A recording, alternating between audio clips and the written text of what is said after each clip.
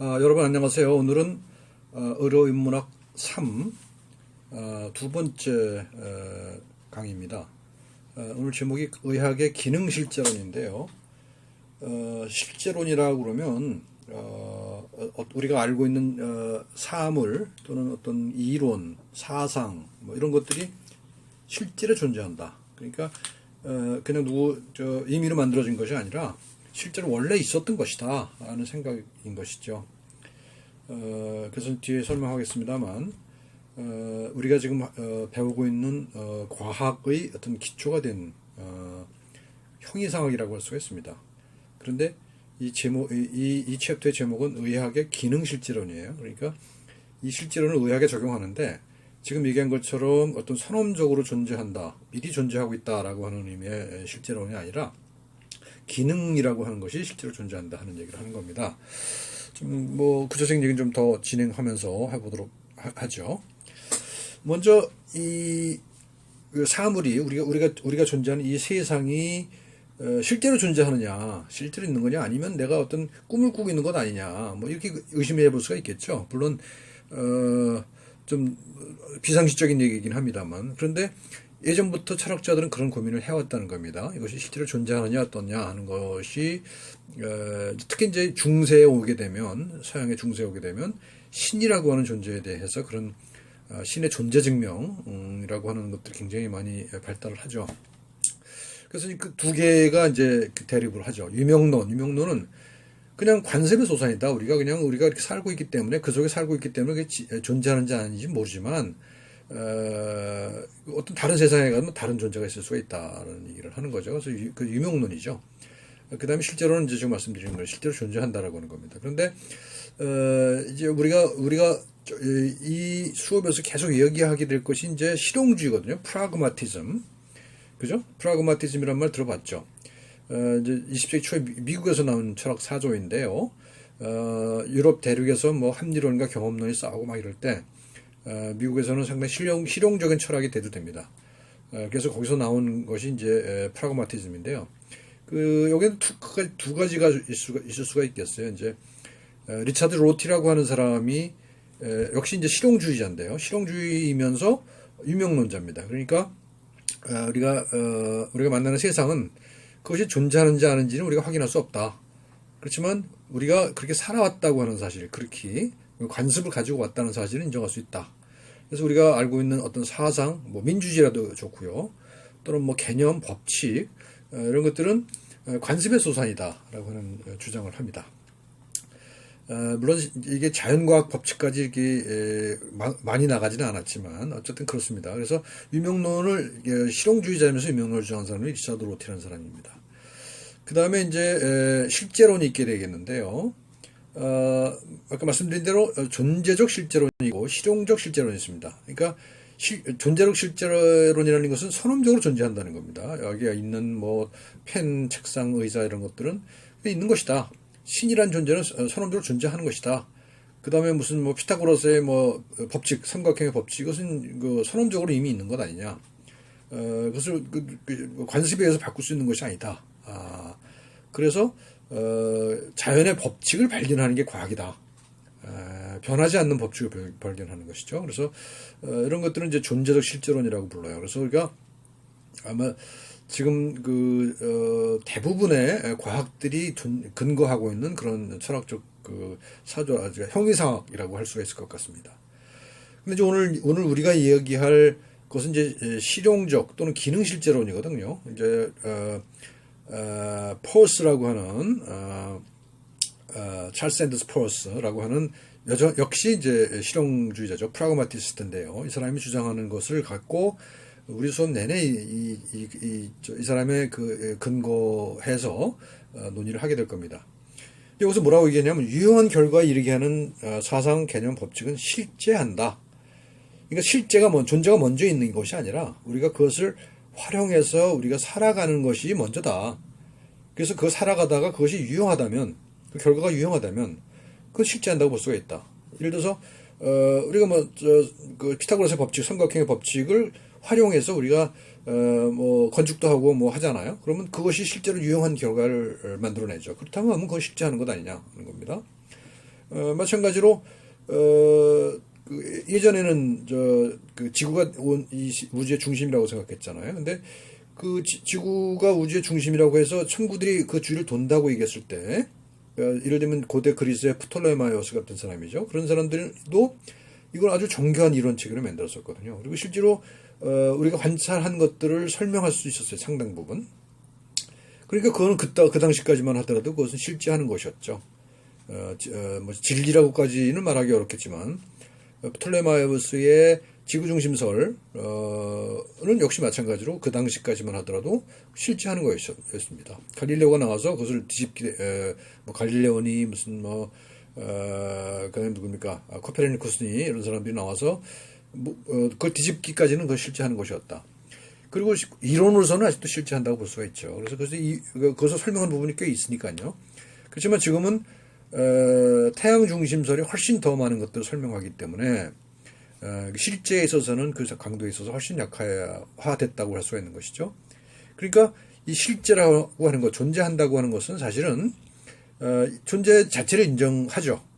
그러니까 로티처럼 그것을 유명론으로 존재 자체를 무시해버리지는 않지만 그것을 어떤 실용적인 유형성 또는 그 결과에 따라서 그것을 존재 여부를 실제 여부를 판단할 수 있는 것이다 라고 주장하는 것이 이제 기능실제론이라고 할 수가 있습니다. 그래서 우리는 이 수업에서 이 기능실제론을 근거한 의학을 기능실제론에 근거해서 설명하려고 하는 거죠.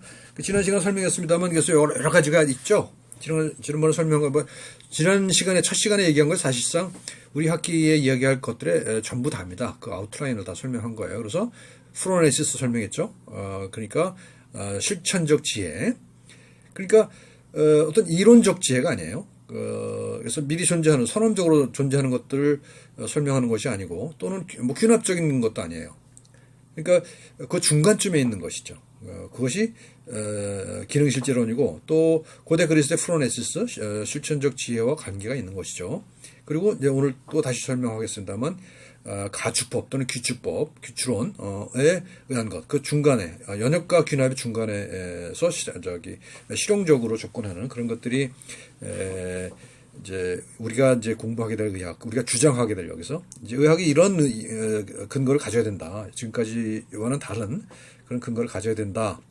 그리고 그것을 실용적으로 적용한 것이 서사의학이다 하는 것이 이제 오늘 강의의 주요 내용이 되겠습니다.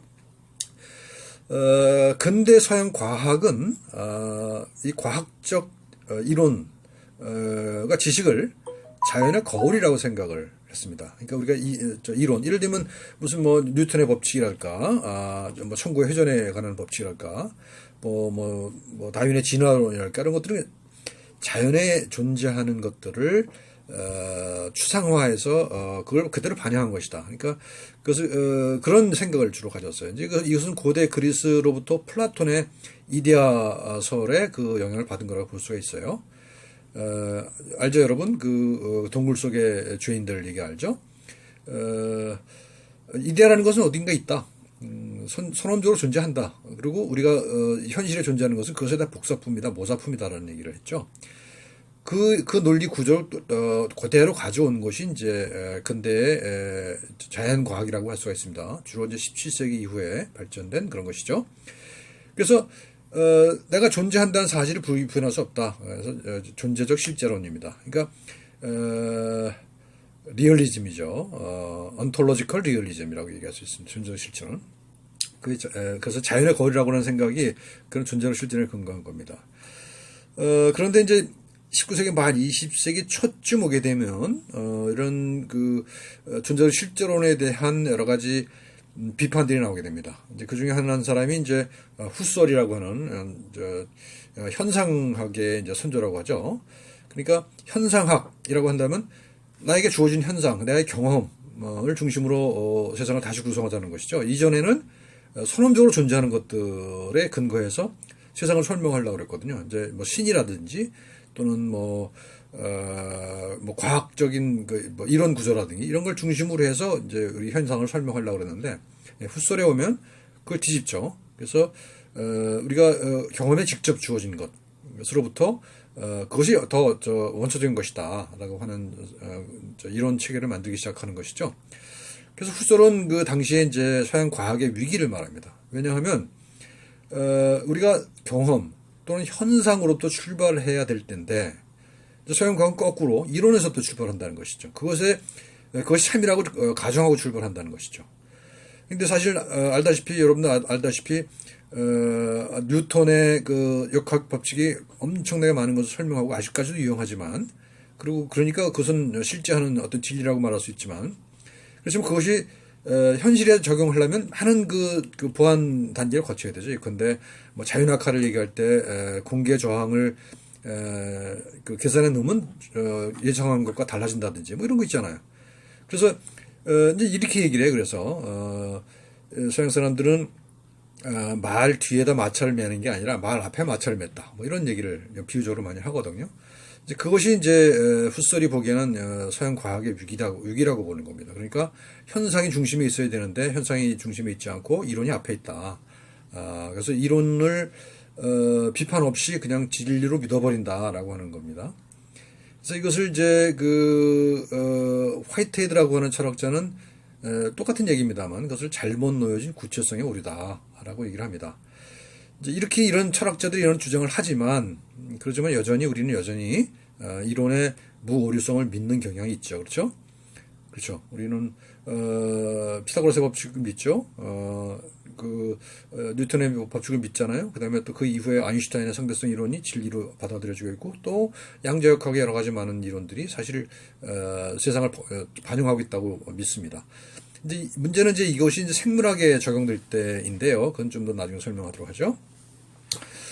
그런데 이러한 것들이 이제 그 뿌리 깊게 박힌 것은 주로 이제 17세기부터라고 얘기를 하죠.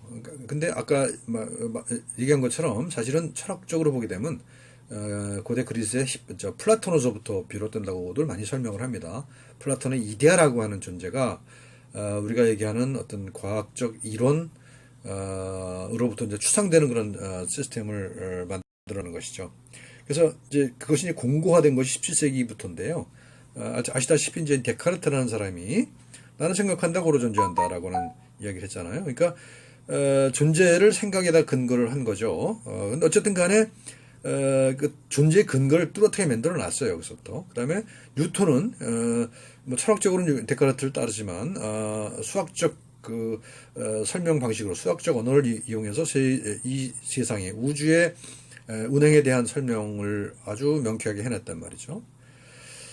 그리고 이제 이것이 이제 철학적으로 다시 철학으로 와서 뉴턴과 또 이제 생물학에서는 이제 예를 들면 19세기에 이제 다윈의 진화론이 있겠죠. 좀 이론적 구조가 다르긴 합니다만 어쨌든 이런 데카르트적인 사유 양식, 그다음에 뉴턴에 의한 뉴턴이 만들어낸 어떤 그 수학적 언어 이것들을 우리 현상을 설명하는데 이제 활용하기 시작한 거죠.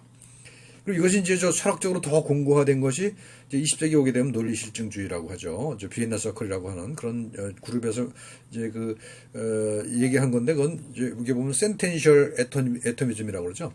그러니까 언어를 분석을 합니다. 근데 언어를 이제 어떤 그 구성 요소를 중심으로 분석을 해서 아주 정교하게 깊게 들어가서 분석을 하는 그런 분석 철학, 논리 실증주의가 이제 발달하게 되죠. 그리고 이제 의학에 이것이 적용된다면 이제, 플렉스너 보고서라고 하는 문서가 있습니다. 이 플렉스너 보고서 1910년인데요. 미국에서 나온 겁니다. 1910년인데, 이제 이게 뭐, 흔히들 이걸 이제 그 서양 의학의 어떤 분수령으로 보는 이유가, 이런 사유양식, 뭐, 데카르트나 뉴턴이나 뭐, 논리실증주의 사유양식을, 의학에 적용한 거라고 볼 수가 있는 것이죠. 그래서 대표적인 것이 이 플렉스너 체계의 그 대표적인 현상이 기초의학과 임상의학이 분리된 거예요. 그렇잖아요. 그죠? 기초의학에서는 어떤 진리를 탐구해요. 그러니까 선언적으로 주어진 것들이 뭐냐, 어떤 실험이라든가 이런 것들 통해서 지식의 체계를 만듭니다.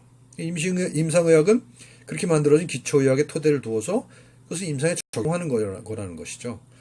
그래서 이제 플렉스너 보고서를 이렇게 단순화시킬 수는 없습니다만 지금 와서 비판적으로 보게 되면 플렉스너 보고서가 근대의학의 발전에 크게 기여했지만 그리고 이렇게 이후에 만들어진 체제를 우리는 아직도 유지하고 있죠. 그렇지만 이것도 역시 이제 철학적으로 보게 되면 우리 몸이라는 것이 자연의 그 어떤 자연이고 그것을 설명하는 그 생물의학적 바이오메디컬 티어리 생물의학적 이론들이 바로 자연을 비춘 거울이다 생각하는 거죠. 그래서 그런 전제를 가지고 있다라고 하는 겁니다. 그래서 그 형이상학적 전제가 거기에 있다라고 하는 거죠. 그래서 지금은 와서는 그것에 대한 비판들이 많이 여기저기서 일어나고 있고요. 그렇지만 여전히 메인스트림 주류는 이런 거에 있죠. 자연의 거울이다라고 하는 그런 생각이 있는 거. 실제론이 있는 거예요. 존재적 실제론. 존재적 실제론이 아직도 주류라고 볼 수가 있는 것이고, 만약에 여러분들이 우리 수업을 좀 어려워한다면 여러분들 스스로 이런 존재적 실제론에 그 뿌리 박혀 있기 때문이라고 생각해 볼 수가 있을 것 같습니다. 그래서 우리는 조금 좀 벗어나서 생각해 보자라고 하는 겁니다. 그래서 여기서 벗어나서 존재적 실제론에서 벗어나고자 하는 그런 이제 그 생각들이 이제 나온 것이 이제 가류론. 그 우리는 오류를 범할 수 있다는 겁니다. 앞에서 존재적 실제론이라는 것은 존재를 그냥 반응하는 것이기 때문에 오류가 아니라는 거죠. 그렇지만 우리가 만들어낸 여러 가지 이념, 사상, 뭐 이론 뭐 이런 것들은 오류가 있을 수 있잖아요. 실제로 그렇잖아요, 그렇죠? 그래서 과학적 이론도 그것이 오류로 밝혀진 것들이 얼마든지 있단 말이죠. 그래서 이걸 받아들이자라고 하는 것이 가류론입니다. 그래서 그렇게 우리가 어떤 이론에도 오류가 있다라고 하는 것이죠. 그러니까 뭐 대표적인 예가 이제 그 뭘까요? 뭐 의학에는 너무 많죠. 과거에 이제 뭐 서양의 사원 소설이랄까 이런 것들이 이제 지금 아무도 안 믿잖아요. 이제 그렇지만 그것이 거의 1000년, 1500년 이상 그 사람들의 생활을 지배해왔단 말이죠.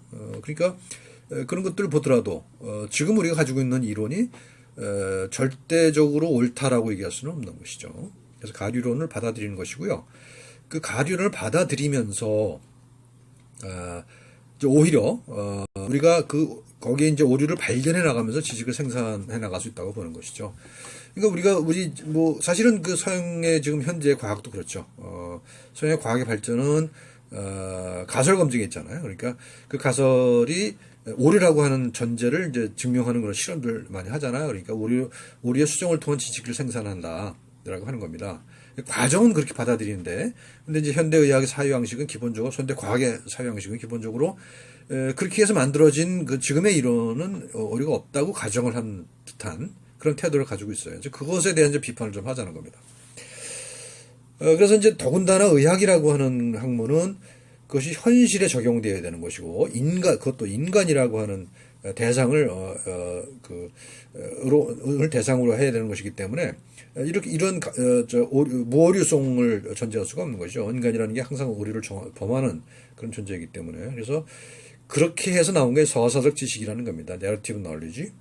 그래서 이제 우리가 이제 이번 학기에 쭉 얘기할 게 이 서사 의학인데요.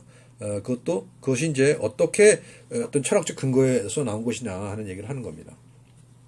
그래서 그러니까 그 무오류성을 믿지 않고 어떤 것이든 간에 뭐든지 간에 오류가 있을 수 있다고 믿기 때문에 어떤 어떤 알고리즘보다는요 행동 또는 결과를 중시하죠. 우리는 어떤 이론을 가지고 있을 때 그 이론이 실제로 실제적인 효과가 있느냐 어떠냐 하는 것이고요. 그 이론 그 자체가 뭐 참이냐 아니냐를 따지기 전에 그 이론을 받아들이는 우리가 어떻게 행동하느냐를 중시한다는 겁니다. 그러니까 프라그마티즘이죠. 실용주의적인 이론인 것입니다. 그래서 이제 이것이 기능 실제로 넘어가면요. 이렇게 해서 어떤 그 개념이라든가 사상, 이론이 좋은 결과를 나오면 실제한다고 볼 수 있는 거예요. 그런데 뭐 민주주의라는 사상을 봅시다. 민주주의라고 하는 사상은 그것이 좋은 결과를 여러 가지 낳고 있지 않습니까? 그러니까 뭐 지난 세기에 있었던 냉전 체계에서 공산주의는 이겼어요. 어쨌든 그렇기 때문에 이것은 이제 실제한다. 그 실제 정도가 더 강하다 이렇게 볼 수가 있는 것이죠. 이론도 마찬가지고 개념도 마찬가지입니다. 그래서 이것이 이제 바로 기능 실제론이라는 겁니다. 그리고 이것은 이제 뭘 연결되냐? 퍼스가 얘기했던 지난 시간에 얘기했죠. 가축법 또는 귀축법이라고 얘기하기도 하죠. 하고 연결돼요. 그죠? 연역도 아니고 귀납도 아닌 그 중간에 위치한 그런 어떤 사회 체계죠. 그리고 이것을 실용적 실제론이라고 얘기하기도 합니다.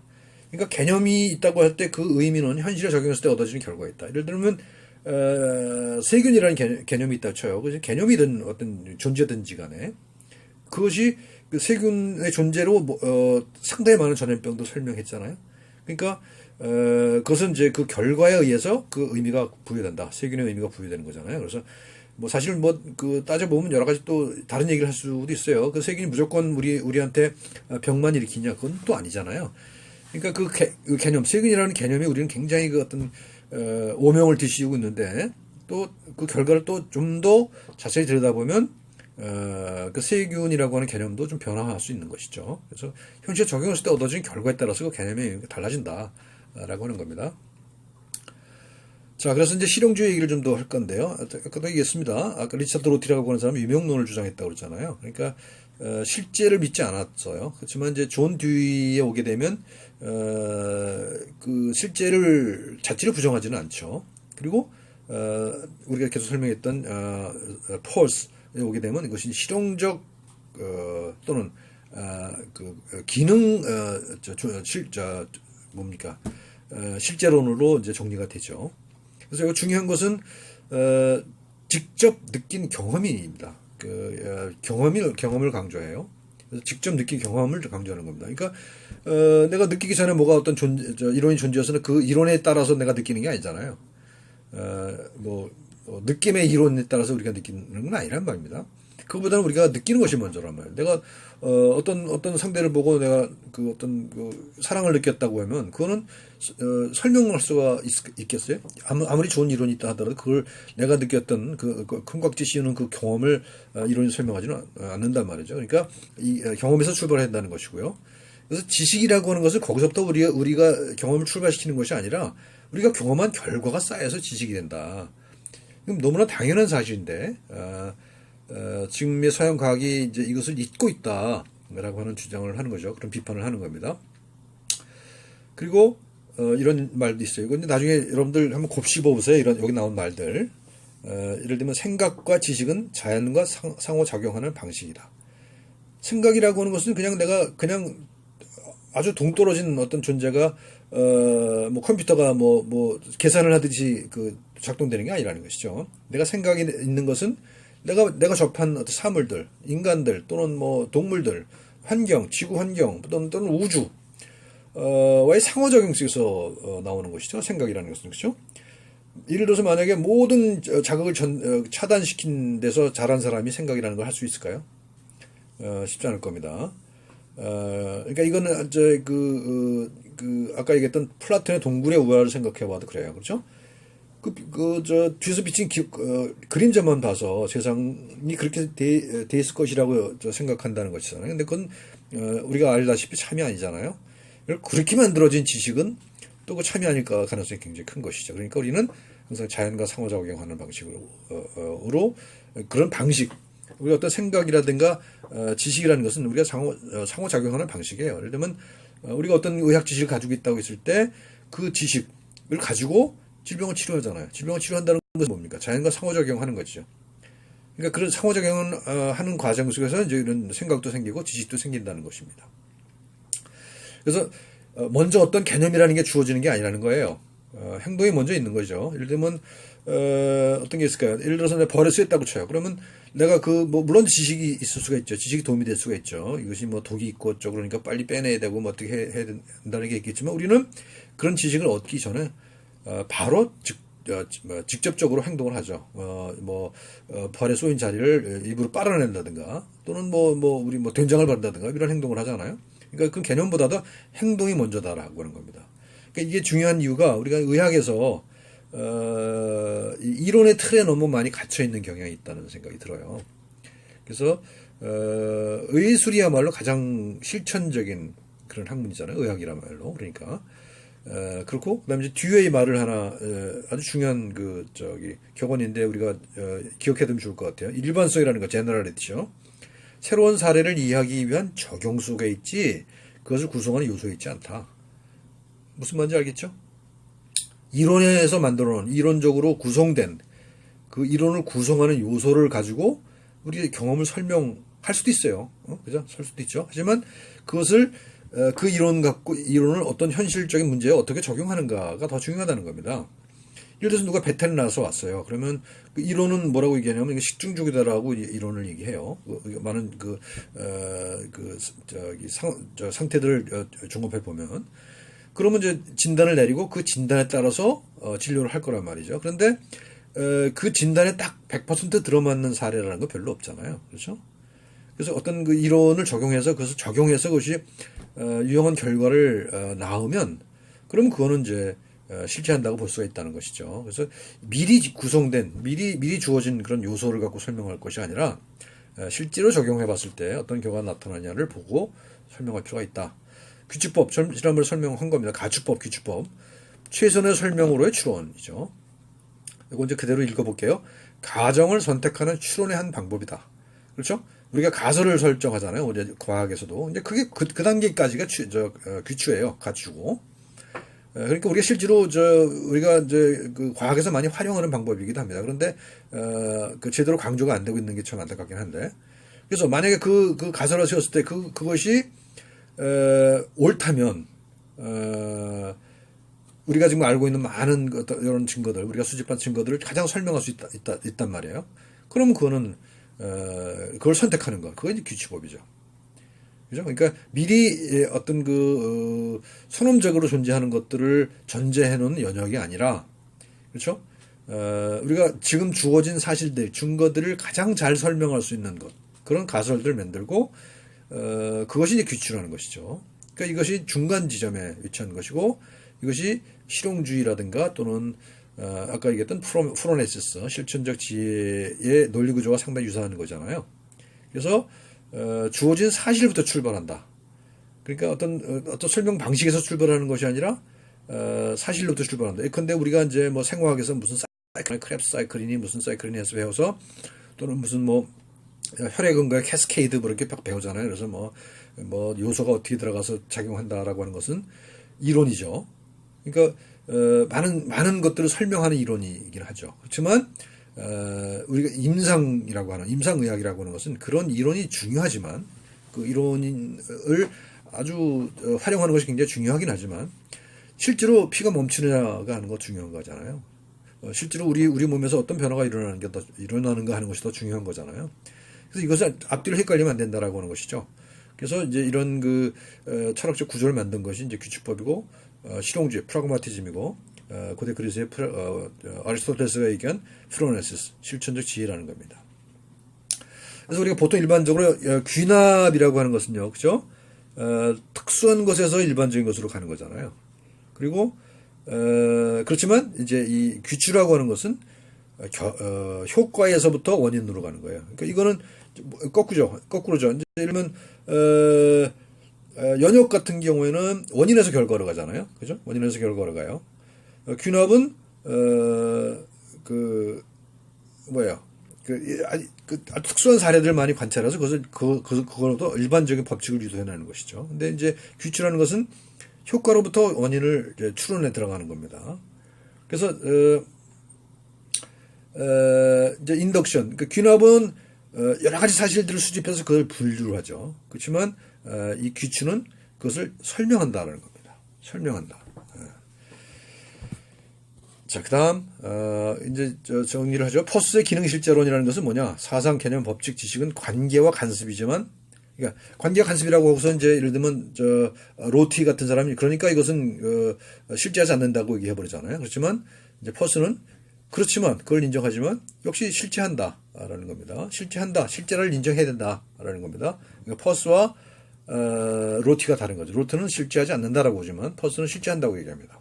그리고 이제 여기서 받아들이는 가류론, 모든 것에는 이제 오류가 있을 수 있다라고 하는 것이고요. 그리고 신념이라는 것은 의식화된 습관이다.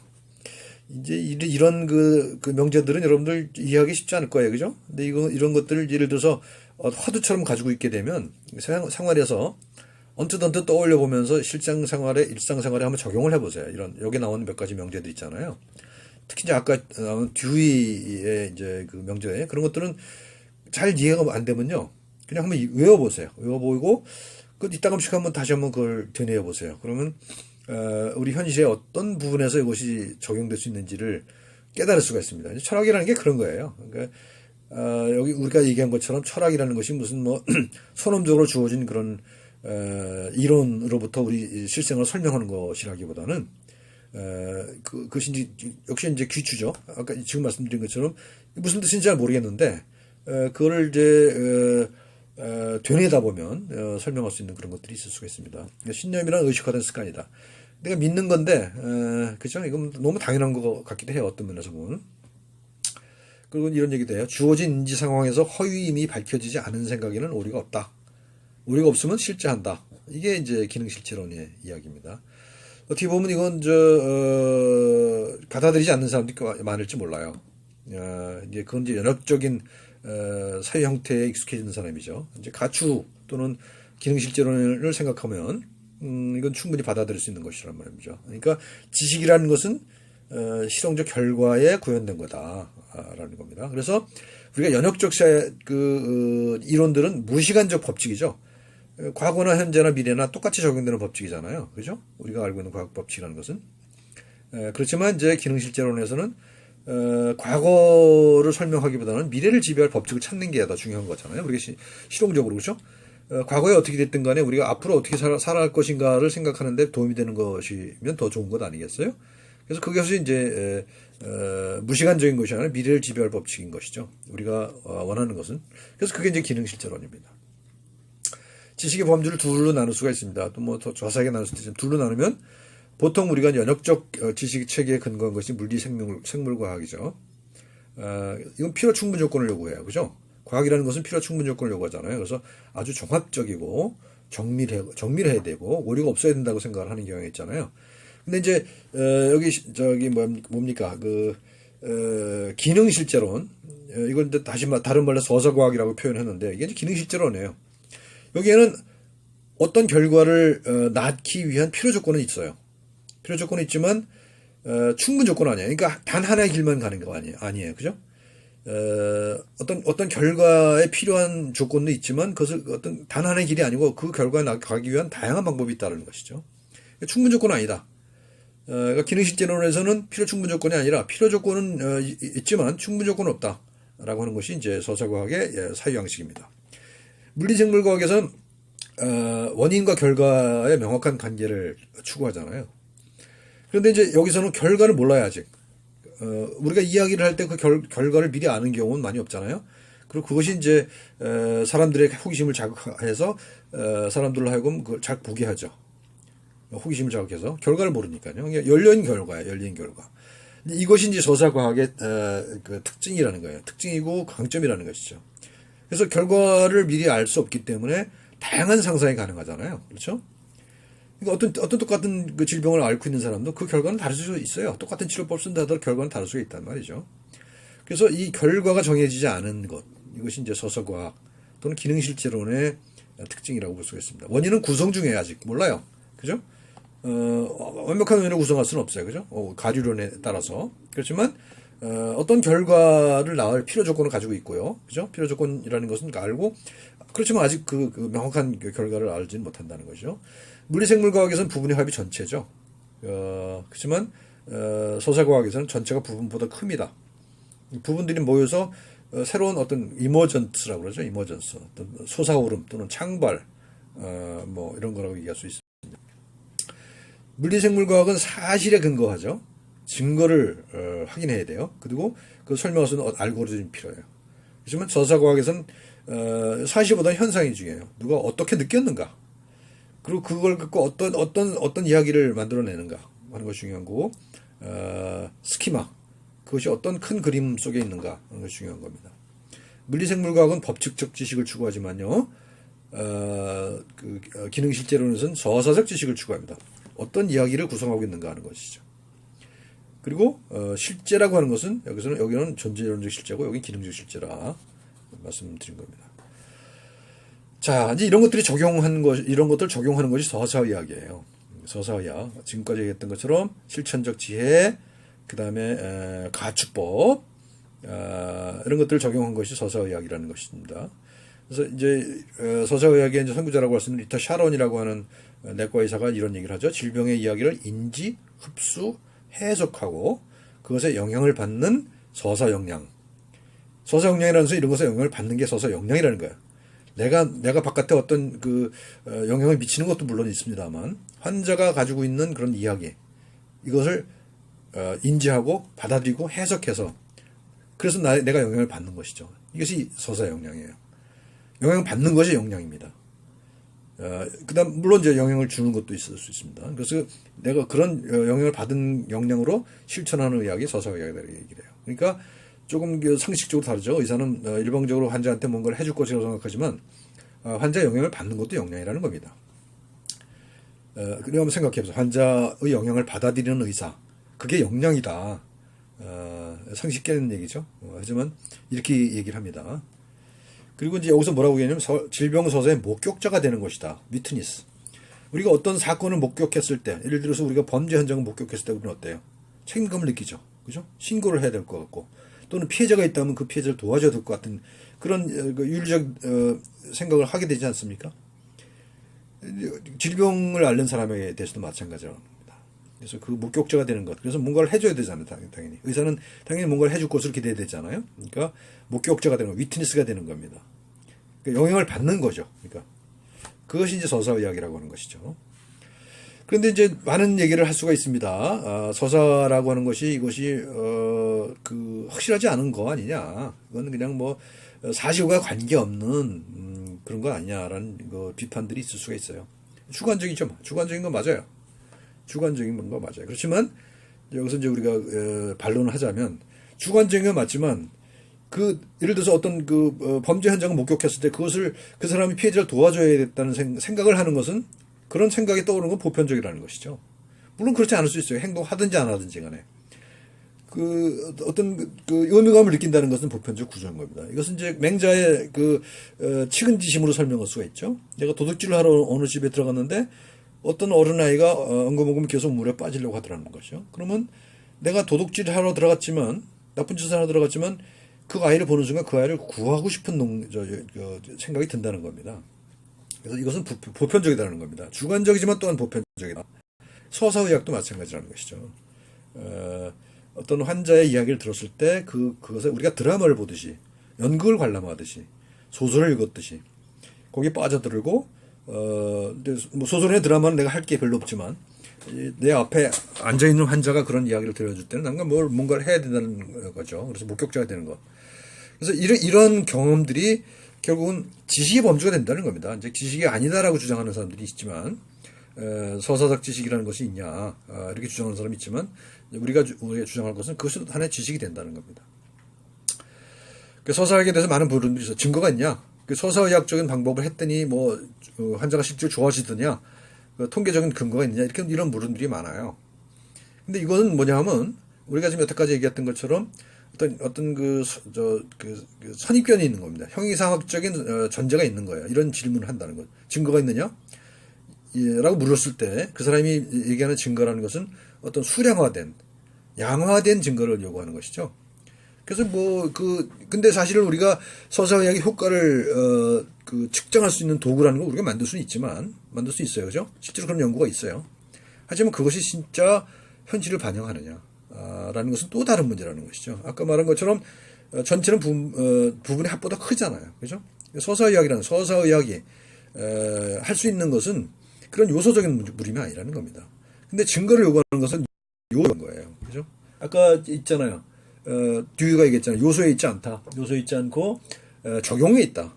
적용할 수 있느냐는 게 있는 것이지, 이 요소로 증거가 있는가를 물었을 때는 그 요소로 하는 거잖아요. 그죠? 증거 또는 효과를 측정을 하는 거잖아요. 양적으로 측정하는 거잖아요. 그렇지만 서사라고 하는 것은, 이야기라는 것은 그런 양적인 것을 벗어나 있죠. 어떤 질적인 변화에 있는 거잖아요. 그래서 양적 증거로 말할 수 없다. 또 한 가지 오해는 우리가 이제 과학적 의학이 이게 진짜고, 우리가 얘기하는 윤리랄지 무슨 서사랄지 이런 것은 그냥 그 껍데기 싸는 장식품일 뿐이다라고 하는 주장들이 있죠. 이건 말이 안 된다는 건 그냥 상식으로 이해할 수 있을 것 같습니다. 그런데 이제 우리가 이제 EBM과 SBM을 얘기했잖아요, 우리가. 근데 EBM이 물론 이제 굉장히 중요해요. 중요하지 않다는 것 아니에요. 그래서 우리가 여기서 이제 실제론을 받아들이잖아요. 그죠? 이런 양적 증거도 필요합니다. 그것이 꼭 필요 없다는 얘기 아니에요. 하지만 이것을 서사의학이라든가 이러한 질적 현상에 적용하려고 하지는 말아라 하는 것이 이제 얘기입니다. 그래서 이제 대표적으로 이런 형이상학을 반박할 수 있는 사례가 우리가 많이 알고 있는 플라시보예요. 플라시보는 이걸 연구해 볼수록 우리가 가지고 있는 전제에 대해서 의심을 가지게 되는 것이죠. 오늘 여기까지 하겠습니다.